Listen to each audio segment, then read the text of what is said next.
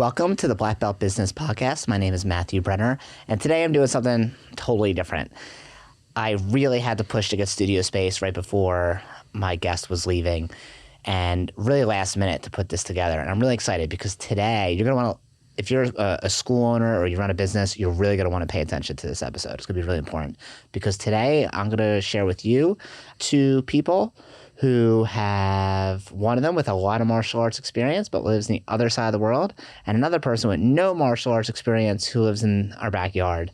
And I'm going to show you how we take and motivate people from the outside, bring them into our school, how we train them in order to operate schools from scratch, okay, how they operate martial arts schools from scratch. And by the way, this is going to be for martial arts schools, but you could really do this with any other type of business if you have the right employee training, okay? So my name is Matthew Brenner. Today with us, I have Mr. Stefan. Hi, guys. And I have Mr. Jake. Say hey. Hello. So a little bit of background. So Mr. Stefan over here, he is from Johannesburg, SA, and SA is South Africa. That's the lingo he's been teaching me. I'm learning lots of lingo from him over the past week or so.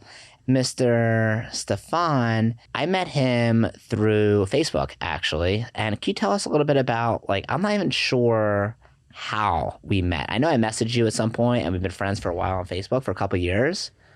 And now, by the way, we're opening up a martial arts school together, hopefully over the next 5 or 6 months. So we got to get you a visa first. We'll talk about that later and how we're actually doing that. But for now, tell the people who are listening how we met. So basically we met on Facebook, like Mr. Brenner just said. And it was a normal message of, hey, I see we run around in a lot of the same circles of different martial arts people that we have in contact. And this is kind of weird to talk about a lot of it. Okay, so we run around in a lot of the same circles. And at that moment, I was busy with a competition for WACO, that's the World Kickboxing Federation, that we were busy with the African Continental Championships, prepping for that. And at that moment, Mr. Brenner told me, okay, so let's get this ball rolling on if you are interested in this. I'd actually told him before that I'm interested in moving to the States because I've competed in 2015, 16, and 17 in the US Open. And I fell in love with the American culture. After that, I told Mr. Brenner I would love to come to the States. Well, let's stop there, because I think you're making it seem like it's so condensed. But you were friends on Facebook for how many years? Before that, it was about 2 to 3 years that we were there on So friends. we were friends for 2 or 3 years on Facebook. I friended you, because I'm sure we had some mutual friends or something. And then I messaged you and said, like, hey, we run a lot of the same circles. Do you teach martial arts full time? And I'll start conversations that way. Now, some of that is to like drum up business for my consulting, right? For when I help martial arts school owners grow. But you're in a different situation because you were living in Johannesburg. And I knew from talking to you through our conversation that you're number 2 in kickboxing in South Africa, ranked number 2. And you're number 1 or number 2 in double bow staff? What is it? So number 2 in the world with WACO with a double bow. With double bow. Cool. And so you've competed in the United States multiple times, in the US Open. So I knew you had like a really good, strong martial arts pedigree. Now, we were at some point hiring martial arts school teachers. We were looking for head instructors. And I did this whole hiring process. You were like one of those people I was considering. But honestly, just too much of a pain in the ass because you live too far away. Right? Sure. I was like, how am I going to get this person here? There's no way. So I ended up going through this long process, interviewed like 90-something people. I ended up hiring someone.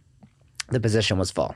Fast forward 2.5, 3 years later, and now I'm looking again for more instructors for our students. So I have this list of like it's called employee hiring info. And it's a spreadsheet I made with all the people I've talked to. It has their name, what we talked about, what pros I thought were good from the conversations, what challenges there were. And I have everything color coded. So red is like, never talk to this person again. They're psycho. There's a lot of reds. Okay. There's like, yellows, which is like maybe in the future, and green, like, hey, this person would be great for now. Right. And I was going through it and I'm like, oh yeah, I remember this person.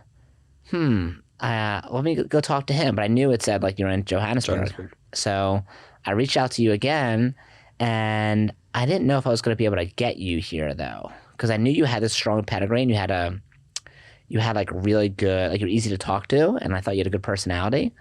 But I was like, I don't know if it's going to be possible for me to get you here. So what I did was I did a deep dive research on YouTube and Google to figure out what it took to get someone here on a visa. And you had been to the United States before, so you said, hey, I can come to the United States, but only for like a week. So, but I'm like, okay, if you come for a week, but then you can't be here long term, it's going to be a giant waste of time. True. So eventually I found this, I did a lot of research, and the more research I did on like government policy on immigration, the more confused I got. There's so many different types of visas. Everything is so difficult that it wasn't until I found like a live webinar of an attorney giving a seminar and of exactly how to hire someone from another country. I attended this webinar, and this guy talked about exactly everything I needed. It was like it dropped from heaven. My brother actually sent me the link. I don't know how I found it. It was amazing. I messaged a guy afterwards, and I'm like, hey, I would love to have someone come in from out of the country. You're an attorney. Obviously, this is what you do. You specialize in it. Can I hire you? And he's like, well, what type of visa? We went through all that, and we're looking to get you, I think it's called an O1 visa. O1 visa, yes, O1 correct. visa. So an O1 visa is a visa for people who have a very particular set of skills. A lot of times it's like professional athletes or people who are advanced in science or mathematics or education that you couldn't necessarily just hire in the U.S., right? So it's like bringing talent in the U.S., right? That's like the whole goal of it. It's like the U.S. to bring in specialized talent.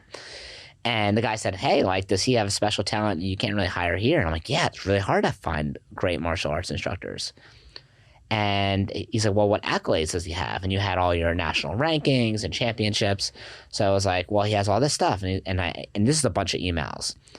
And he said, you know what? I'm pretty confident you're going to be able to get him in here. So we can get him on an O1 visa. It'll take about 3 to 4 months to get, hopefully, if everything goes right. It could be a lot longer.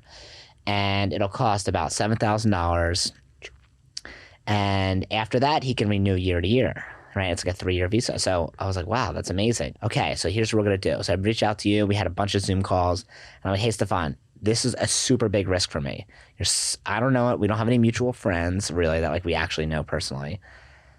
I'm going to take a risk on bringing you here, but I'm going to give you a bunch of homework before you get here. And if you mess it up, I'm gonna book you a flight, but I paid extra for a refundable flight. Yeah. And if you mess it up, I'm gonna cancel your flight. Because one of the things you told me is like, hey, I really want to teach martial arts. I love it, but the culture is different in South Africa than it is in the United States. And you weren't, you have a school, like you run a school called Silver Line. And even though you ran a school, you weren't necessarily making the income that you want from it. You do it because you love it, right? Not to be rich. But you're like, hey, the culture in America is different when it comes to martial arts, and I feel like I can do so much better there, and we provide that opportunity. So can you tell us a little bit how the culture is different and why you feel like, America is better for that? So in American culture, with a lot of martial arts schools, they're willing to help people. They see someone struggling, it's like, hey, I see you struggle. Let me help you on that, and they're willing to really help you. In South Africa, again, it's my knowledge, and I'm keeping it for myself. I'm not going to give my knowledge to you because there's a possibility of you getting ahead of me in life and actually performing better than me, and they don't want to see that. Where a lot of people, especially that I really recently realized with action karate, it's if you do better than me, well done. I'm proud of you. I was a stepping stone to help you do better. Where in South Africa, it's again, I don't want you to do that. I don't want to be your stepping stone. I'd rather keep you at the bottom of me. So why do you think you couldn't make a really good income from martial arts school in South Africa versus the United States? It's like a different culture also? It's the culture different, and a lot of things with the other sports that people do, they're more interested in the rugby usually, or netball or hockey, that is our soccer. That is a lot of different sports, and with the martial arts, people see that the kids are a lot easier to play their games, and the parents just don't want to drive the kids around and bring them to classes. So like how much money are you making running a school there? Like what is like about your income? So if I have to convert that to dollars to give everyone an idea. So in rand, the school is getting 60,000 rand. I know it sounds a lot. Per month? Per month that the school gets. But as soon as all the utilities are paid, rent is paid, you're looking at per instructor getting about 2,000 rand per month, Converting that to dollars, you're looking at about $200. $200 a month. Yeah. Wow. And when I reached out to you and I was like, hey, like we figured out like what your, like how much you get paid, like what the averages are, like, hey, here's how we'll start. And then here's how like we'll get you to like a really good income. And, you know, our instructors, when the school's up and running, doing well, are making anywhere between $4,000 and $8,000 a month, right? Depending on how well the school's doing. So when you heard that, what were you thinking? Were you like this, like, remember, I'm a guy you barely know. I'm just some guy from Facebook. Now, over the course of those couple of years, you've seen me post probably a million times, right? I'm very a million active on videos Facebook. and a million podcasts, Yeah. and just keep watching them and like, this guy's legit. He knows what he's talking about. And at the same time, as soon as you said that 7,000 to basically 12,000 that a person can earn, I was jumping for joy. 4 to 8,000 a month. Yeah. But yeah. I was like jumping for joy. Yeah. Of wow, that's big numbers. Yeah. And that's like, I don't know how many times, Mr. Jake, you better math than I, how many times income is that? That's like, Well, he was making 40. 200 to begin with. yeah. So We're you're like talking at yeah, so, 4,000. That's 10x. That's 20x from 200 to 4,000. yeah, like 20 extra income, right? So I think this also shows the importance of content. I think a lot of people don't like to put stuff online. And of course, like there's a lot of reasons not to. In a perfect world, I'd probably rather be anonymous. But you seeing me post over and over again over the years, you build rapport. You get to feel like you know someone, right? Sure. And, you know, I invest money in this podcast and don't necessarily make money back from it immediately, but I know there's going to be returns later because it puts you in like as a, sets you up as like a professional and a thought leader in the area. So I think that was really important too. So if you don't really post much content, I would assume that if I didn't post all the time, you wouldn't maybe get to know me as well, or maybe you wouldn't respond, or maybe it wasn't as active, then we'd have one less school, which is how much less money per year, right? For you and for me and for our organization, right? So it really does make a difference, not immediate, but it's compounding over time. So when you brought that idea to your family, like, hey, this guy wants me to come to the US, he's going to pay for my flight. So I'm taking a risk. The flight was like, I think $1,300, something like that. Correct. $1,300. I'm taking a huge risk. You're going to come here. I don't know you. Not everyone, but a lot of people told me not to do it. They're like, hey, why would you do that? Find someone in the US. It'll be easier. I'm like, I look in the US. Listen, we have people that are homegrown that come from our schools that are former students that turn into instructors. But this guy's like, he's already trained. And he's like, you know, from talking to you on Zoom, I was like, I think he's going to fit perfectly. I think he's going to be awesome. But obviously, like, it's a huge risk to spend the money and then have you come here for a week. And then if I get a visa, like now I'm in charge of you and I'm like sort of like responsible for you. So a lot of people told me not to do it, but I was like, man, I don't know. He's so good. I feel like he's so good at martial arts. I know he could really help our members, really help our students. So when you brought that idea to your family and you're like, hey, this guy from Facebook said he's going to pay me, if I do well, he's going to pay me 20 times my income. All I have to do is break up with my girlfriend, leave my family, and go to another country where, you know, I've been before, but never like made roots at or, you know, grown roots at. So what did your family say? Like, what did your dad say? My dad was skeptic. Like I said, the girl was skeptic. All the family people were not really supportive of it because it's still a weird thing, same as on your side. Hiring someone from a different country and me going to a different country at the same time to get a work opportunity. Everyone is skeptic since we didn't know each other in person yet. So everyone was like afraid and had their opinion to say like, no, it's not going to work. No, it's too expensive. No, don't do it. You're wasting. And for me, I know what my value is in martial arts because I've been training for 26 years already since 1996. I started my journey. So I know what my value is to bring to the table. And I know where I want to see myself is success in martial arts. So I just say to everyone, I'm still going to go and push it. And worst case scenario, if anything went wrong, it was a week of knowledge. But after that week of knowledge, it became more than, okay, it's not a worst case scenario. This is something really pursuing. So why were you so trusting of me? Like, what made you feel like, okay, this guy's flying me in. I don't really know him besides Facebook. Obviously, we talked on Zoom a bunch of times. What made you trust me? Like you said, it was the Zoom conversations that we had. You asked all the right questions and you answered all the right questions at the same time. And I felt like we build kind of a bond on that time of all the calls. And I have to say, we have a 6-hour time difference. So a lot of times it was crazy. Even when I spoke to Mr. Jake a lot of times when I had to practice everything, it was a lot of time difference and putting everything in. But due to the Zoom calls we had, it was a trust time building, and you investing in me is like, okay, this guy's investing in me. Let me show him what I got, and really pushing towards it.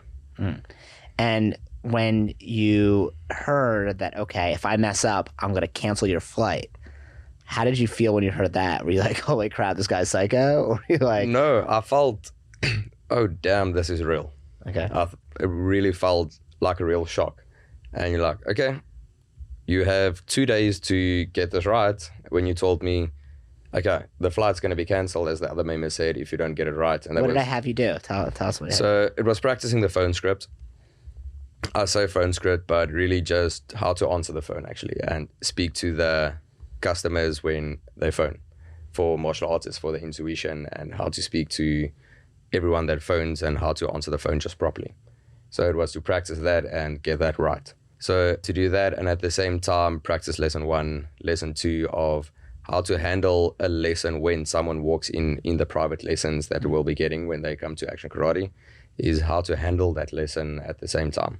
So how have you ever memorized a script before for your business? I had never had to memorize it. Every time I had to do something was off feeling when I see the person walk in, looked at the person, okay, this person has ADHD, when the parent maybe phoned or sent a message to me. So I had to work, okay, ADHD, I'm going to do this.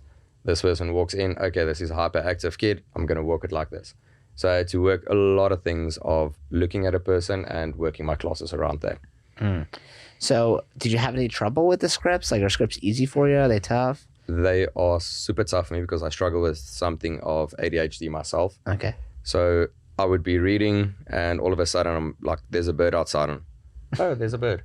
Okay. And then I'm completely in and out of the dimension again. And all of a sudden, oh yeah, I was busy practicing and I had to get back to it. And it was so overwhelming for me in the beginning. But the more I actually went to it and help from everyone telling me, do this, try it this way. And it really started helping a lot then.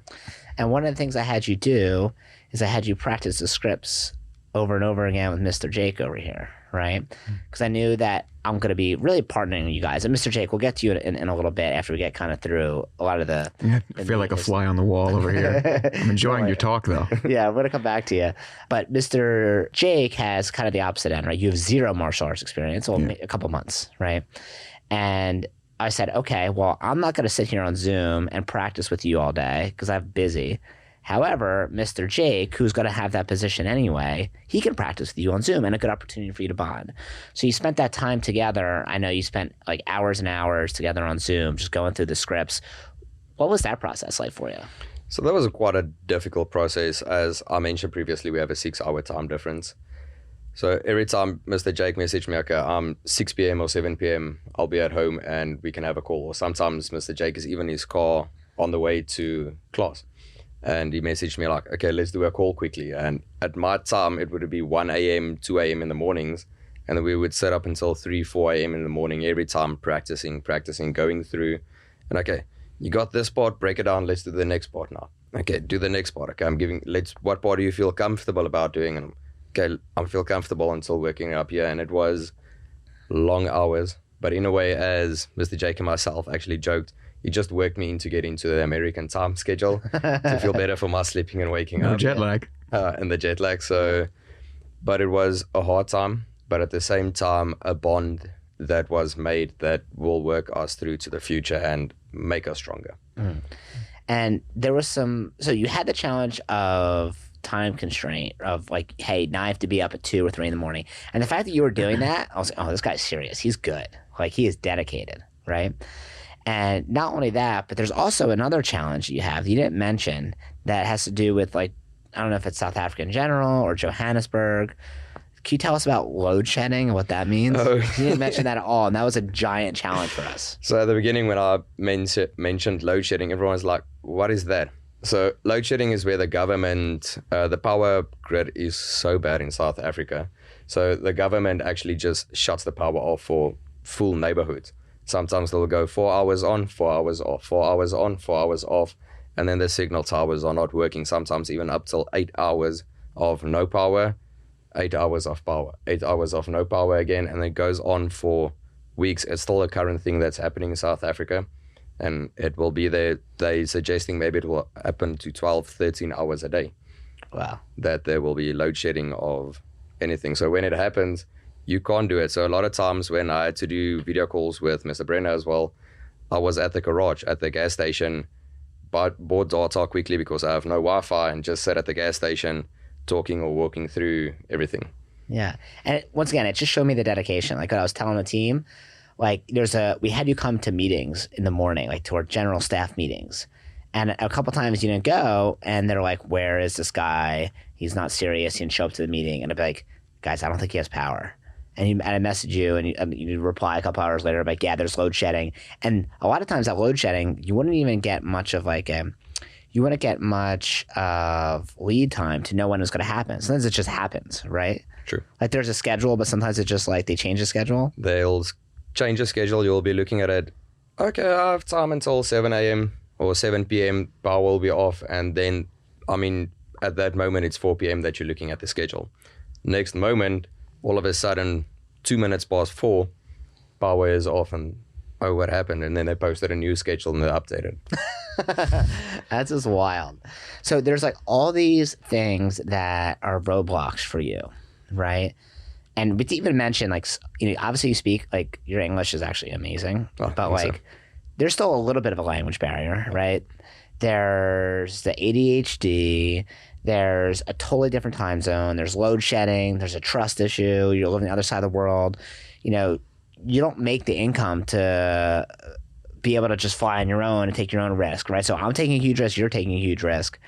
But because we built rapport over time from you just seeing my posts, getting to know me, and also from Zoom calls we had together, like we were both, I think, at some point, like comfortable in taking that risk. Yeah, true. Like, hey, if I get screwed over or you get screwed over, like I know that like I at least made the best bet on myself. And I think that's tremendous, which is why you're going to have a bright future within the organization and as a martial arts as a career. And I can't wait for the day when you get a paycheck that's 20 times or more than that, like the income that you make, because it's going to be wild.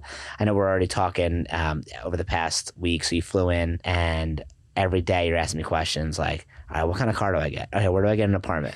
And I'm like, all right, relax. Like, we still got to get you a visa and do all this other stuff. So, but I think it's cool that you're looking forward to that. And I know that culture-wise, you're going to fit in perfect. So we're going to get to our training, what we did over the whole week and what we did to prepare you. Because for people who are listening, their goal is to open up a school together over the next 6 months while you're away getting a visa. Mr. Jake is going to open it, at least as a part-time thing, so we can build up our student base. And then by the time you get your visa, you guys will come together and you'll do it. So Mr. Jake, from absolute scratch, has only a couple months of martial arts experience. So Mr. Jake, tell us tell the people how I know you. All right. So I moved in to your home. You live in the master bedroom. You rent out the other homes. And the other bedrooms. The other bedrooms. Yeah. And I found the place on Craigslist, of all places. And we met one day. I think you were on Craigslist looking for a girlfriend at the time, but then you just happened to find me. Yeah, I was looking to see what I could find on Craigslist. But it's always the cream of the crop. Yeah. No, I settled for a bedroom in Fishtown. Yeah, so you're looking for a place to live. Yeah. And I found your place. It was really nice. It was really affordable. Stopped by, and it's funny because actually Chris, the roommate that lives there, we both saw it at the same time, saw the room. And you went with Chris, which hurt a little bit, if I'm being honest. Yep, I don't blame you. Because he just messaged you first. So you went with him, or at least that's what you told me. Yeah. Wait, let's go back. So there was one bedroom that was available at the time, right? Yeah. And I rent out the extra bedroom, so I have like extra income coming in, and I just live in one. But I had you guys both come at the same time. Right. So I just want to explain this to people. So if you're looking to rent a bedroom, a house, or if you're looking to get a new estimate for a contractor to do work, never have one person come at a time. Because A, people cancel last second and then you just like wasted your time. And B, whenever you have multiple people come at once, it creates like a buying frenzy where like it almost becomes like a competition, and people want to win the competition, and they're going to vie to have like to put their best selves forward and to like try to be the winner. So anytime I've had someone come by themselves to come rent the house, like they might say yeah, might say no. I'll say most of the time, like they'll say I'll think about it, get back to you. If I have multiple people come at the same time, it's usually rented the next day or like later that day. And they're like, oh my God, how do I do this? So I had you come with someone else and you guys are both like, hey, this is awesome. I want to do it. He reached out to me first. I had to give it to him. And you guys are both great. Like, I'm happy to live with either one of you. Right. Yeah. Yeah. And then I think someone was going to move out or something like that. What happened? Yeah. The guy in my room now moved out. So I was looking for other rooms and then you FaceTimed me. You called me and said, hey, unexpectedly, my roommate moved out. Do you want to see the room? And I said, yeah, sure. You showed me the room. I liked it. It was even cheaper than the other room, so it was even better in my opinion. And yeah, I signed the lease. I moved in November of last year. And yeah, I was just getting comfortable, all getting to know each other. We went out a couple of times. And these are all complete strangers. Like complete strangers. We hung out one time. When I say hung out, you came and looked at the house, maybe spent 15, 20 minutes talking. Oh, yeah. That was it. But I always know that whenever I have new people come in, they do background checks. They usually have good jobs, right? So what job are you working at the time? Are you working now? Yeah, still same job. I'm an assay scientist. This little place, not even a public company yet. And we're looking for the ideal molecule to help cure different kinds of cancers or autoimmune disease. So I knew, okay, this guy's a professional job. He works in a lab trying to cure cancer for a small startup. Small startup. Like, he's going to be a pretty good person. Right. And if not, I know martial arts. Right. So I'll be fine. Just his throat. So, no, so I knew you're going to be fine. And then you obviously lived with me for a while. And, we weren't friends, but very friendly for sure. Right. Yeah. Like, we weren't friends before. Right. So we've gone out a couple of times. And then how did the idea of you doing karate come up? So from the beginning, when I moved, I was thinking about, all right, what do I want to do? How can I change my life, make my days more enjoyable, do more things that I like? One of the things I wanted to do was maybe I'll take like a boxing class, learn how to throw a punch or something like that, And then that came up with you when I came home one day and you happened to have a piece of mail left out on the counter. It was some kind of citation because one of the properties that you rent out, they left the trash out and they got in trouble and said, hey, you can't leave the trash out.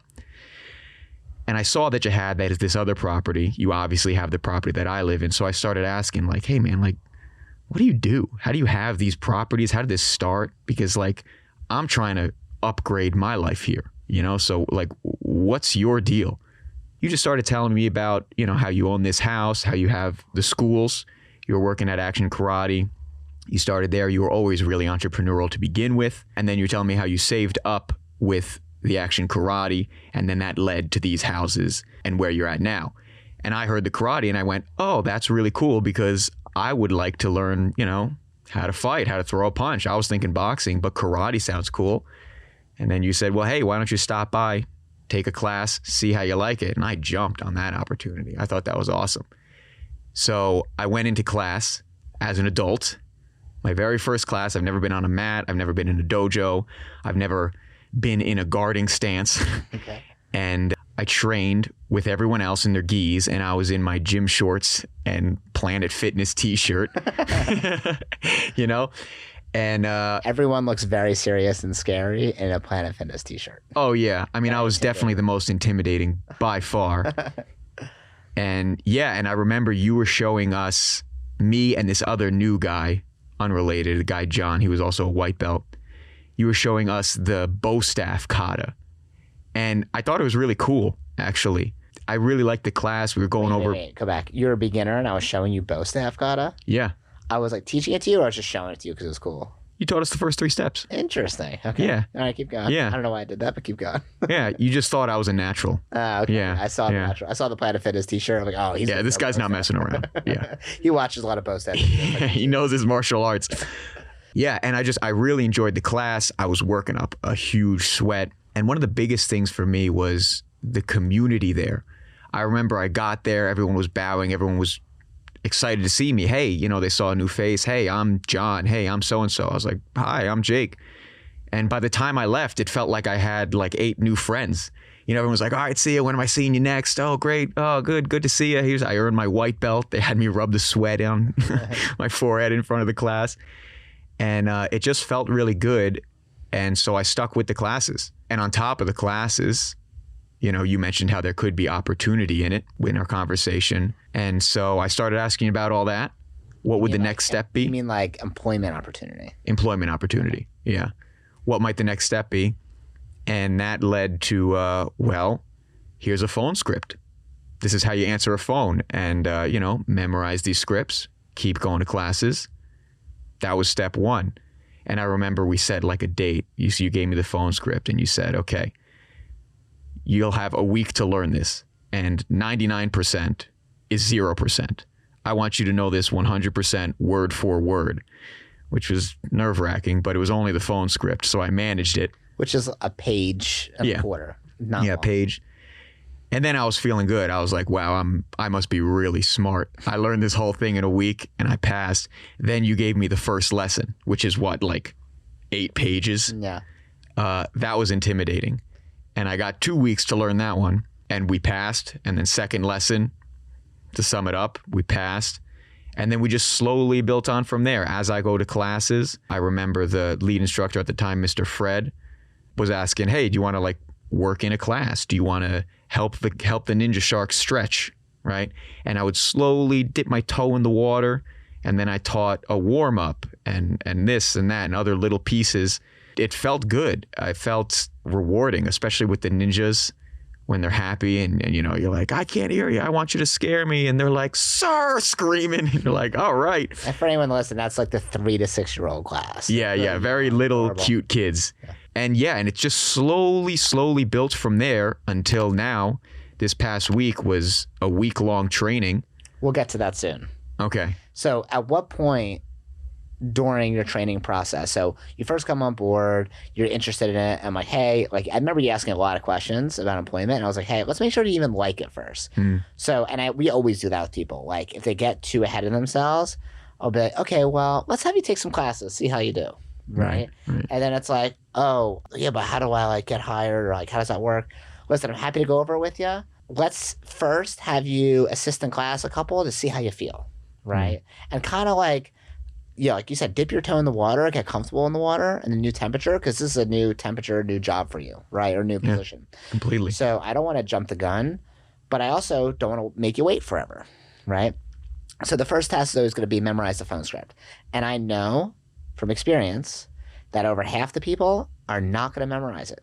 And it makes it easy for me because it disqualifies them and I don't have to waste my time. And most people will say things when they want help, right? They'll say like, hey, Matt, can you make me a workout plan? Hey, Matt, can you help me figure out how to get new members in my school? Hey, can you help me do that? Whatever. And if it's something that, I don't charge people for, I'm just like helping them, I always give them some sort of roadblock that's not crazy, but something that's like somewhat difficult. It requires some effort. And I know that most of the people are not going to do it. And then only people left are going to be, it filters out the non-serious people. Yeah. Right? And when you did the phone script and you did it really, really well, I think I said, I gave you a week, and I think I asked you how long did you want it to do it. And you're like, I think 2 days. And I was like, how about you take perfectionist over here, yeah. Yeah, I'm like, how about I give you a little more time? Just from experience. But I also know that if I give you too long, then you won't ever do it. Yeah, right? And then I'll stretch out the work and I'll take Wednesday off. I got another week. Yeah, exactly. So you memorize the scripts. I knew you were going to do great. So at some point, you had to make a transition to your head of like, okay, there's going to be opportunity, or we talked about opportunity to make martial arts a career. And we talked about the benefits of martial arts as a career.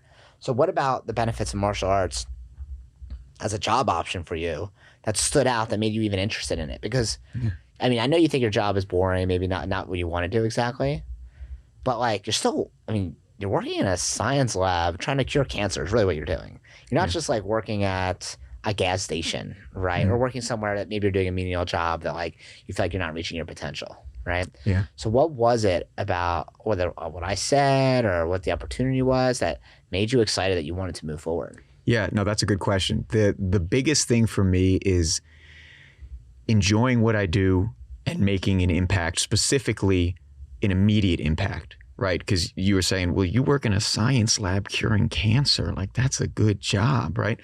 But for me, the impact is minimum 30 years away, even if that. We're talking about finding a cure for cancer. You know what I mean? So versus working with kids on a mat, seeing them progress every day, that's a more immediate impact right in your face, and you could see the change that you're making. On top of that, it's a very human connection, and that's sort of how I'm oriented.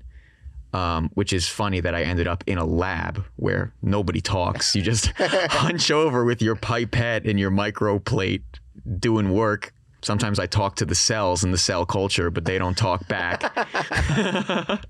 So the human aspect, the immediate impact, and just, again, like I mentioned when I first started taking the classes, the culture.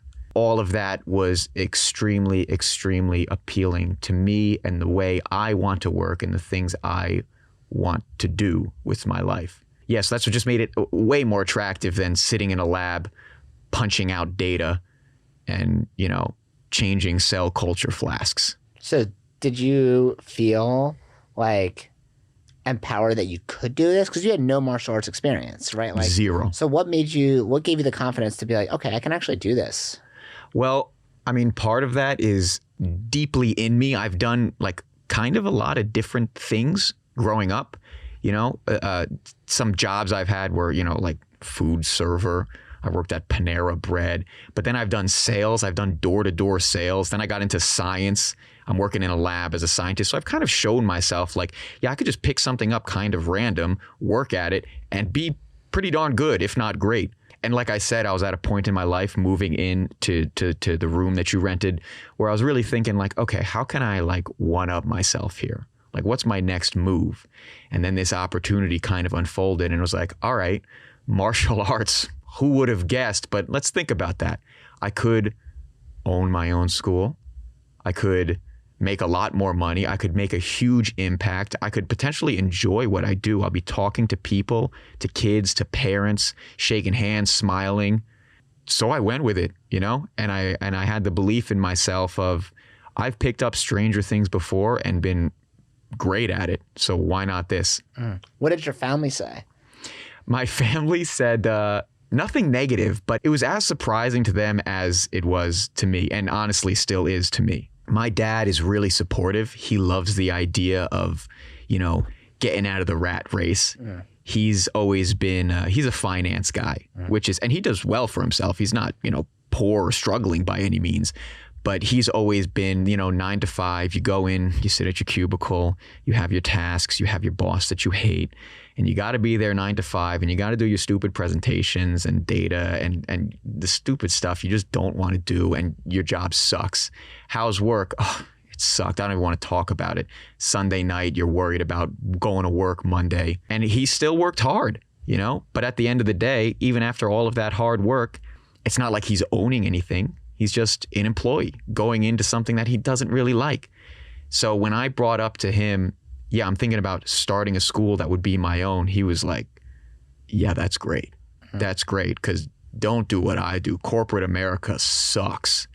So he's been really supportive. He's even been dropping lines like, hey, man, like I'll be your partner. And I was like, all right, slow down, Dad. Like, I was like, we don't have an opening right now. Yeah. He's like, no, I'll do your books. I'll cook them for you nice. And I was like, all right, we'll see. I just got audited, so I would avoid all book cooking. Yeah. Oh, yes. And I'm glad I never did anything shady like that, because when I got audited, I was like, it was the smoothest thing ever. Yeah. It took maybe 40 minutes, and they showed up. I was like, and I was happy that I never did anything shady because it made the process easy. Yeah. So tell Dad he's not hired. Not hired. Well, it's going to break his heart, but I'll let him down easy. Yeah, and everyone else is just supportive, It's a shock, but they're like, that's cool. Do it. I'm happy for you. What your friends say? My friends are more shocked and questioning of it. Yeah. I remember I was sitting in a restaurant in Chinatown with one of my friends, and they're all like, what? They were like, what? Karate? I was like, yeah. And they're like, is this some kind of pyramid scheme? I was like, no, it's legitimate. Like, you should see what Matt is up to. He's, he's doing something right, clearly. Yeah. Well, the pyramid scheme starts later. I'm going to have you sell some vacuums and some knives. Yeah. Okay, Yeah. that's where that's going to start. So let's bring this kind of all together. So you're my roommate. Obviously knew you pretty well. And then you have very little martial arts experience. Okay, so you want to get involved. I tell you exactly what the process is like. And we're open books. Like I always told you over and over again, ask me any question. There's no taboo question. You can ask me about money. You can ask me about any part of the process. I'm going to answer it for you. I don't care. And there's no question you can't ask. And then I have so when I went through my employee list and I reached out to a bunch of people, I had Mr. Stefan, who I figured out how I can get a visa for it. And I'm like, oh, this could be a perfect marriage, right? Like a business marriage, because all of our schools operate on a 2-person model of a program director, someone who's in charge of bringing in the members and the students, and then a person who's the head instructor who's in charge of training all the students. Now, the program director doesn't need to have a ton of martial arts experience because they're really just teaching beginners, and they'll get the martial arts experience as they go along and train. But the head instructor really needs that, right? They need they don't need to have many years of experience. We can train people fast, but they need more experience, right, than a program director. And I'm like, I think they can work well together. So I told you guys, I'm like, hey, I know, Mr. Jake, you attended some certifications that we run in order to train our instructors. But then we found out that we planned what's called Immersion Week. And Immersion Week is when you guys have a nickname for it. Hell Week. Hell Week, okay? And where you guys train basically 9 a.m. to 9 p.m. Yes, Right. sir. And it's not just martial arts training, but it's business training, script training, customer service, business systems. Tell us, and I'm going to have you, Mr. Stefan, first. Tell us about your experience with Immersion Week, like what it was like. Okay, so the first day, it was a culture shock. As me as the South African walking into everyone, and I have no idea who everyone is or what to expect actually. And we start off with Mr. B that gives us the warm-ups, and it was awesome. So in effect, for me, it was again, after 8 years of just teaching and non-stop teaching and not training really, for someone being able to teach me again, I had to empty my cup and completely empty it, so that it could get full again. And the experience that I got from it was out of this world, if I can put it in a short-term word. What about it was out of this world? Like what about it for you? About the way of how to treat people. What is ins and outs, things to watch out for that a normal person on the street won't really realize. Of, I said something in a wrong term, or I should rather say this, or I should rather say that. Just of a way of saying something that can actually help you to be more successful at the same time. And realizing about the fact, as everyone always says, the 5 people that you surround yourself with the most is like how you would be at the end of the day. And they say we're to surround yourself with successful people and you will become successful at the same time. And the team building that we got, we were 6 people that were doing it in total. And the 6 of us became like a brother bond. That all of us became together, we became brothers and sisters, and we made a new clique in ourselves of the 6 of us that went through the Hell Week. And training together, we had sweat together, and it's not sweat, it's progress. So we had a lot of progress together that we went through. Mr. Jake, tell us a little bit about the schedule. Like what you guys do in the morning, afternoon, evening? So in the morning starts off with a brief meeting. I saw the 9 a.m. meetings. That was the first time I saw that. Then it starts off with a light warm-up. We're generally in our guard, bouncing around, doing some kind of jab, then jab, cross, front kick. Then generally there's moderate to intense workout. We'll have another lesson on either how to speak to people, some kind of motivation. Then we'll go along and do a class. We'll help teach a class, whether that's the little kids, the adults, or the middle-aged children, so to speak. Middle-aged. I know, right? That's a weird middle-aged children. 7, 10 years old. Yeah. And then at around lunchtime, we go out and we practice marketing. So, for example, we went out with flyers to a shopping center, and we just go to different businesses and say, hi, we're opening up a new martial arts training center down the road. Do you mind if we put flyers out for your customers? And they'd either say yes or no. We'd say great, and we'd give them free classes. We have another little VIP card. This will get you 3 free lessons. Give this to your employees. And we'd set up table events and just try and spread the word, practice that kind of door-to-door in-person marketing. Yeah, so we kind of had like 2 different parts of your training. We had the martial arts training and then like the hands-on marketing training, like out in the field, right? So we go to the shopping center, right? And we're going to promote for these schools. And I knew that you were going to be uncomfortable doing it, Mr. Jake, 'cause you never did it before. Mr. Stefan, I feel like you would jump into a fire if you knew it was going to make you stronger, right? So for you, I feel like a little bit easier. I was jumping the gun. I still remember, okay, it's my turn. And I was, okay, where's it? Let me go. And you were like, whoa, tiger, hold it back. Run through me. I'm like, okay, let's go. Okay, I just want to go and do it. Yeah. So I'm like, okay, I'm going to go first. I'm going to show you guys a couple times how to do it. We're going to walk into the store. We're going to say, hey, my name is Matthew. We just opened up a martial arts training center in the area. And we want to introduce ourselves. And we have some guest passes here for any employees for 3 free lessons. So how many employees do you guys have? They would say, we give them the guest passes. And then we would say, oh, is it okay if, by the way, these guest passes are just for your employees, so please don't give them out to any customers.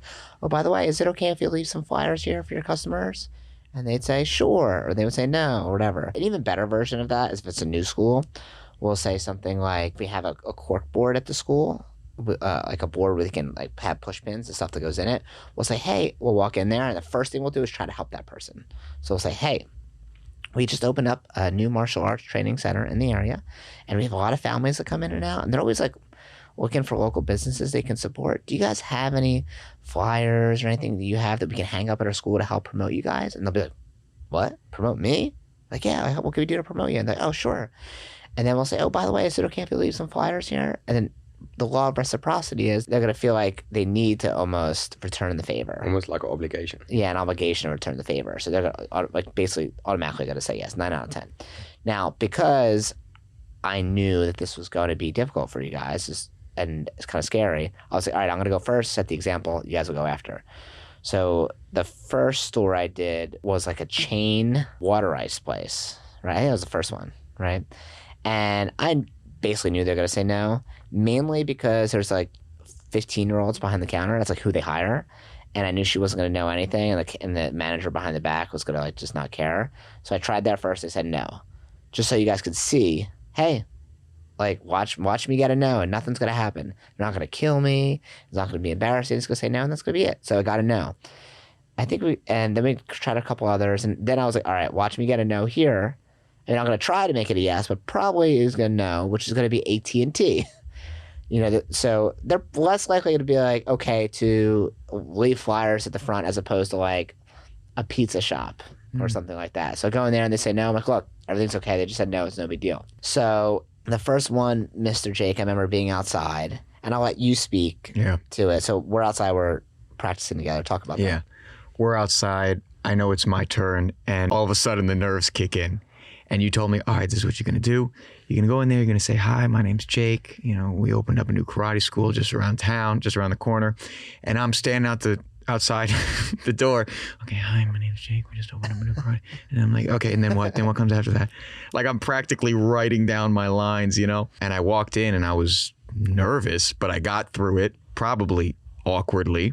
But then right after that, I got through it, got out. They said yes, it worked. I was like, great. I gave them the VIP cards. My hand was probably shaking a little bit, and then I put down the flyers and we walked out and you were like, good. Gave me a high five. I was like, all right, let's go again. I want to do it again. I want to get better. But that first one was definitely nerve wracking. How did your attitude change from the first couple ones you saw you doing it to after that? I mean, I got a lot more comfortable. At first I was scared to do it. I've never, well, it's funny because I have done something like that before. I've done door-to-door sales, but I guess the different context made me really nervous. But after that first one, I got excited. I was like, all right, yeah, this is cool. I'm out talking to people. I want to do more. I want to try to get better. Very cool. So you did that. And each day was martial arts training and then real life marketing. Go help this martial arts school. Because when you guys open yours, you already have the experience of doing it. And we get to help like our new people at the same time. So it's really just like a very symbiotic training that we can do together.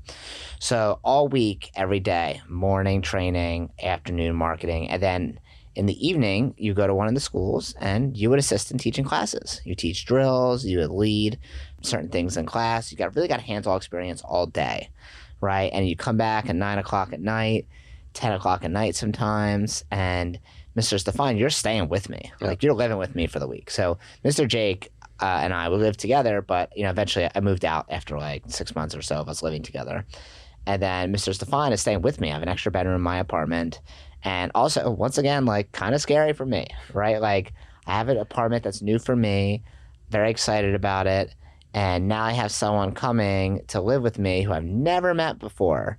And I was telling you this, Mr. Stefan, the other day, and my family was like pretty skeptical. They're like, why are you having him with you? Why don't you get him a hotel? And I'm like, well, I want him to feel like he's part of the family. I don't really want to pay for a hotel, to be frank. And like, I have an extra bedroom. Like, why not? And like, oh, what if he steals stuff? Like, you have cameras? I'm like, what is he gonna? First of all, I don't really have much to steal. You're gonna walk out there with a TV and the Xbox, like, oh, I got something. He sold $200 Xbox. Yeah, like, what is he gonna steal? I'm like, if he acts like a good guy, he's going to make way more money than whatever he steals from me. So it'd be stupid of him to do anything. He'd have to be an idiot. And I don't think he's going to do anything. Like, obviously you never know someone, when they're new, but still. And I was like, I'm willing to take the risk. So one night we got back, I think it was like 9:30, 10 o'clock at night. And I was hanging out just like outside by the pool. You guys showed up. Mr. Jake had a full rotisserie chicken for the supermarket. That was Monday after like 4 back-to-back karate classes. So he had a full rotisserie chicken. Oh, yeah. Mr. Stefan had a sandwich the size of his arm. And, and I'm like, okay, you guys got to shower, go to sleep. You're like, no, we got to practice our scripts. Yeah. We had another instructor show up. And I could not believe it that after this long-ass day, and you're testing on the scripts as you go along during the week. So there's like a lot of pressure.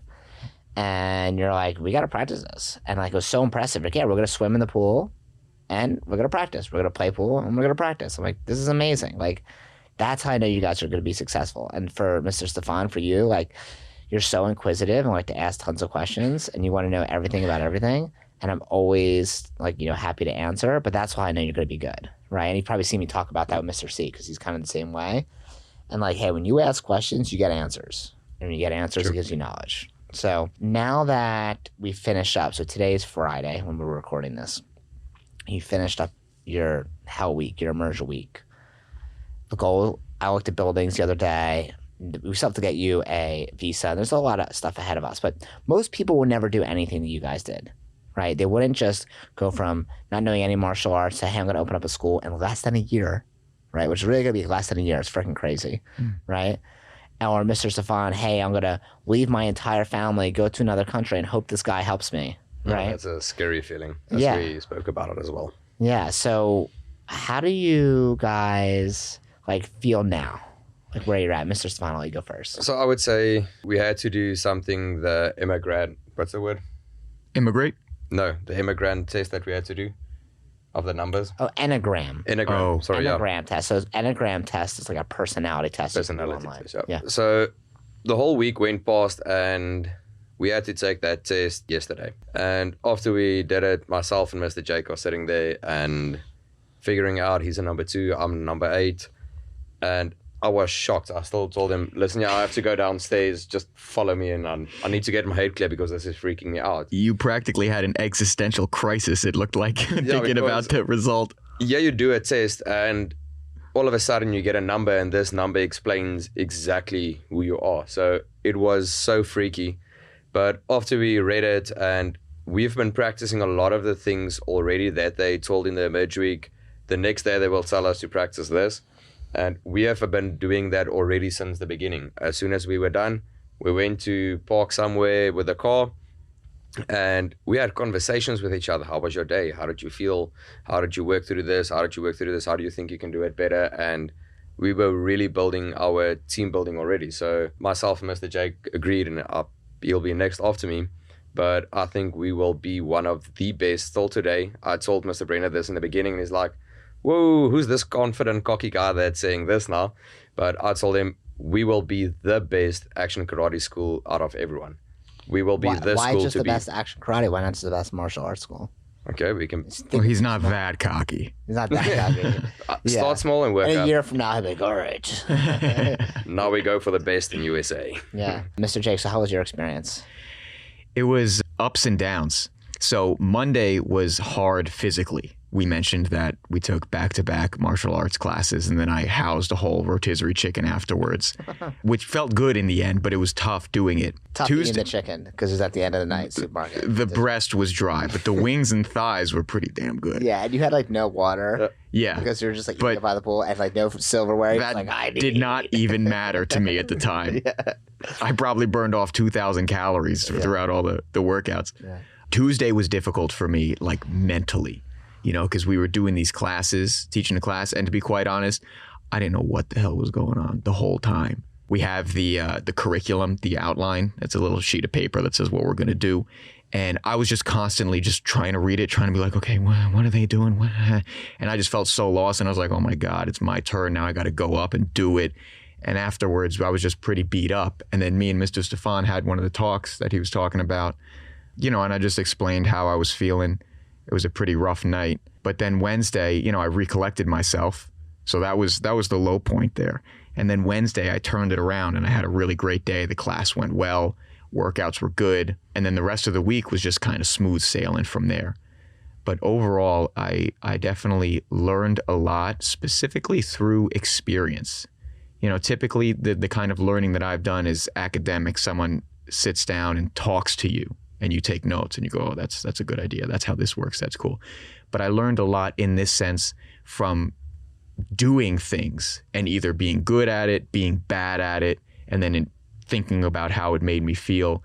And that was a pretty interesting experience because that's not the way that I've learned before. It's mostly been someone lecturing. Very cool.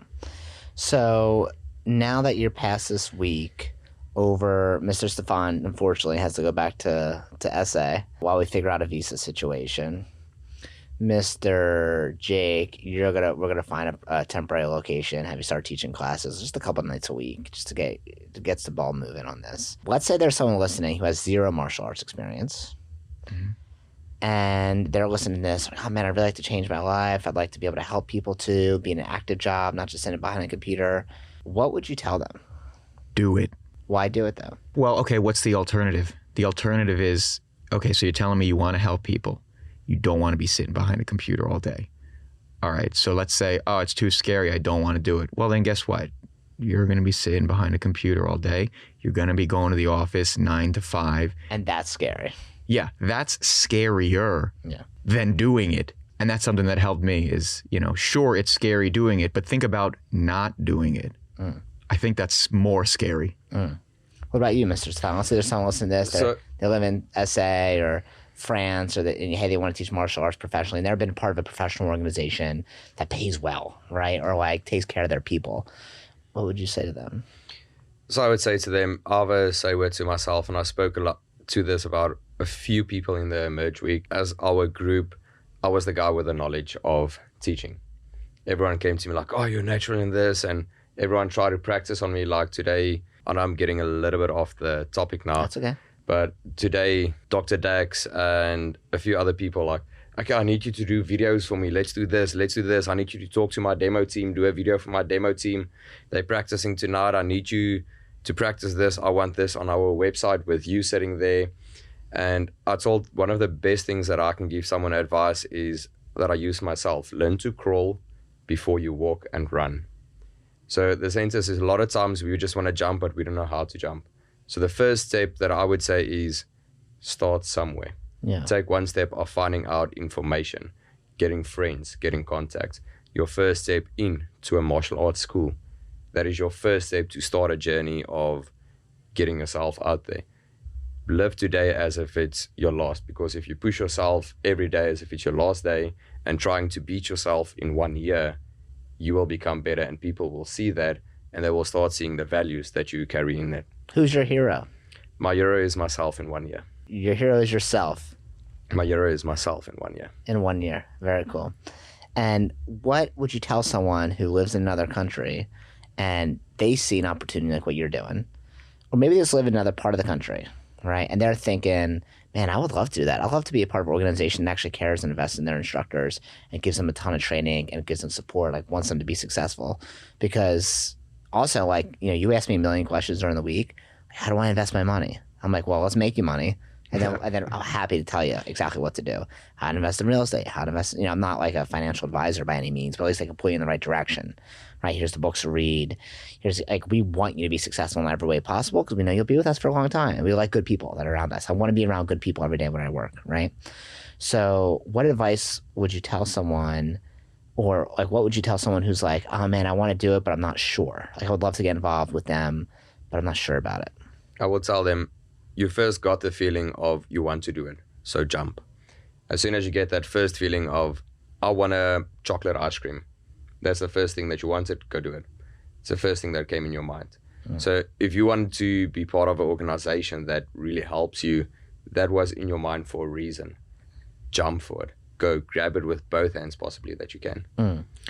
And one of the things that you kept on pointing out to me during the week was like how you came here for training, but how honored you were that everyone asked you for help, right? People were like, hey, can you show us how to do this move? Or can you help me with sparring?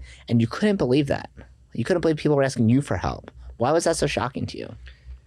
A lot of times, like I said, the culture of South Africa, it's me, me, me. And yeah, you get everyone of, okay, you're actually better than me in a certain field of the martial arts. And I want to get more knowledge. I want to be like you in this field that you are carrying. And that was so shocking for me because of my culture that I have, I'm not used to that. So it was a really big eye-opener. Very cool. And do you guys have any questions for me? Like, is there anything you want to ask me about this process or in general? We have so many questions. I hope you're actually ready for them all. I'm ready for them all. You don't have to ask me questions just because I'm asking. I'm just, if there's something on your mind. So one of the things, you saw a vision basically for the location. I don't know if I can say the location that's going to be opened. Let's just keep it private for now, but a new location. So for the new location, you had a vision for people that you wanted in there. Yeah. As soon as you saw my name and Mr. Jake's name, what was your thoughts about that? What do you mean when I saw your names? You saw our names of, okay, I have this person, the idea for the head instructor, I have this person's idea for the enrollment director. How did you see it playing out? Why us? Like, why you? Why the two of us? Well, we look for people who have three things. They're hungry, they're smart, and they're humble. They're hungry, like they want more for themselves, right? They're like motivated. They don't need to be, oh, I need to motivate you. I'm not Tony Robbins, okay? I can help you sometimes, but like you really need to be self-motivated if you want to push through.